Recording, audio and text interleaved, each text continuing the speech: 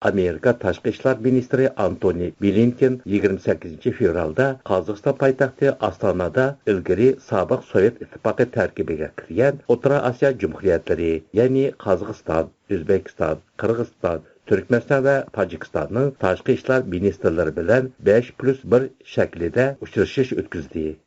Ommaviy axborot vositalaridan ma'lum bo'lishicha, uningda Amerika Qo'shma Shtatlari va O'rta Osiyo davlatlari o'rtasidagi hamkorlik va sheriklik masalalari muhokama qilindi. Lekin mazkur uchrashishning aniq kun tartibi e'lon qilinmaganligi va muxbirlarga ochiq bo'lmaganligi sababidan qanday masalalarni muhokama qilganligi noma'lumkan. Qozog'iston matbuotlarida ko'rsatilishicha, Antoni Blinken Qozog'iston tashqi ishlar ministri Muxtar Tilevberdi va Qozog'iston prezidenti Qosim-Jomart To'qayev bilan bo'lgan suhbatlarida mustaqillik, egilik huquq va territoriya butunligi masalalarida Qozog'istonni qo'llaydiganligini bildirgan edi.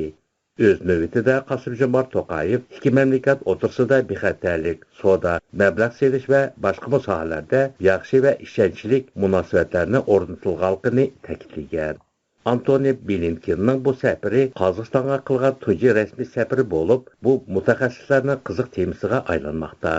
Ularning qarashicha, Rossiya Ukrainada urush harakatlari boshlagandan buyon Rossiyaga qo'shni O'rta Osiyo jumhuriyatlarining mustaqilligi, egilik huquqi va territoriya butunligi masalalari o'tirg'a chiqib, bu vaqtda bas munozaralar davom qilib kelmoqda. Keyingi vaqtlarda O'rta Osiyo jumhuriyatlarining Rossiyani Ukraina urushida tutgan pozitsiyasi jiddiy masalalarning biri sifatida o'tirg'a chiqib, hatto Rossiyani bu rayonga xavf tug'dirayotganligi ilgari surilmoqda. Qozog'istonning Nur axborot agentligida e'lon qilingan Qozog'iston tashqi ishlar ministri "Biz Rossiya tarafdan xavfni ko'rmayapmiz" deb atalgan maqolada aytilishicha, Qozog'iston tashqi ishlar ministri Amerika muxbirining Qozog'iston Rossiya tarafdan xavfni sezyapti degan savoliga mundaq deb javob bergan. "Biz hozir Rossiya Federatsiyasi tarafidan hech qanday bir xavflarni ko'rmayapmiz ham sezmayapmiz. Qozog'iston Yevroasiyo iqtisodiy ittifoqi, kollektiv xavfsizlik shartnomasi tashkiloti, mustaqil davlatlar hamkorligining a'zosi. Rossiya bilan chegaradosh yoki shu rayondagi boshqa davlatlar bilan bir qatorda biz Rossiya bilan bo'lgan o'zaro munosabatlarimizni har taraflamalik tashkilotlar doirasidagi ittifoq deb qaraymiz. U yana Qozog'istonning dunyoning barliq mamlakatlari bilan hamkorlashish maqsadida ko'p tarmoqli tashqi siyosat yurgizayotganligini bildirgan.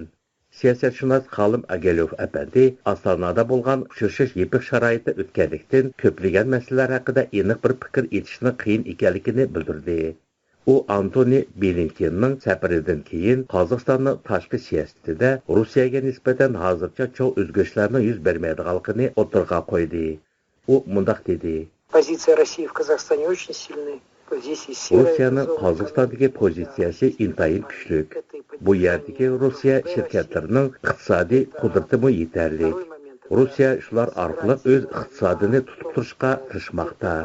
U Ukraina urushida mag'lub bo'layotgan bir vaqtda taraqqiyot jihatdan Ukrainadan keyin turayotgan Qozog'istonni foydalanishga intilyapti. Qozog'iston bo'lsa, o'zini Rossiya bilan harbiy to'qnashuvdan saqlash uchun uning shartlariga ko'nishga majbur bo'layapti. Shuning uchun O'rta Osiyodagi lider davlatlardan biri bo'lib kelayotgan Qozog'iston uchun hozirgi vaqtda Amerika Qo'shma Shtatlari va G'arbga yaqinlashishmi intayin zarur. Amerika Qo'shma Shtatlari Qozog'istonning Rossiyani qo'llashini va shu sababli uningga embargo qo'yishni xohlamaydi.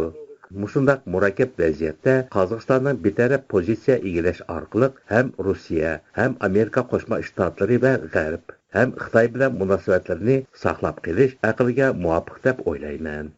Blinkenning Qozog'istonga qilgan safari Xitoyning tashqi siyosatining o'zgarishiga olib kelishi mumkin. Xitoy Ukraina urushida Rossiyani ochiq qo'llashdan o'zini tortdi albatta. Chunki u Rossiyaga qo'yilayotgan embargolarning o'ziga qo'yilishidan ansiraydi. Bu yerda Xitoy o'zining siyosiy manfaatlariga qaramay Amerika Qo'shma Shtatlari va Yevropa bilan ochiq suhbatga o'tirishi mumkin. Ma'lum bo'lishicha, Qozog'istonlik siyosatshunos Nikita Shatalovning Baygen-News axborot agentligiga bergan suhbatida aytilishicha, Blinken Qozog'istonning Ukrainaga insonparvarlik yordam avatganligini ham O'rta Osiyo rayoni bo'yicha liderlardan birdan-bir To'qayevning Ukraina prezidenti Zelenskiy bilan aloqada bo'lib turayotganligini ta'kidlagan. U Washingtonning Qozog'istonga nisbatan hech qanday embargo yurgizmaydiganligini bildirgan.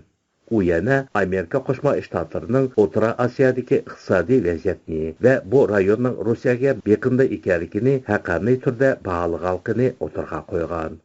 Onun aytishicha, Blinken O'rta Osiyo ellarining Rossiyaga qartilgan embargolardan tortgan ziyinining o'rnini to'ldirishga va Amerika Qo'shma Shtatlari tarafidan uzun vaqtdan buyon cheklanib kelgan mablag' selishning qaytadan davomlashadiganligini va'da qilgan.